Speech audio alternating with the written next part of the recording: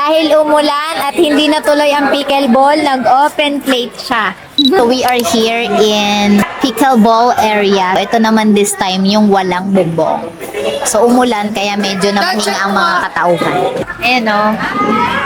So ang time ngayon is 7:21.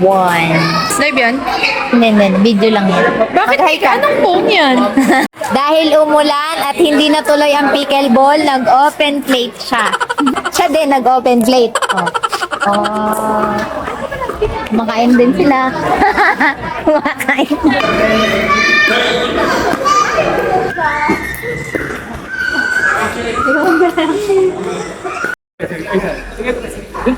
Stay hydrated.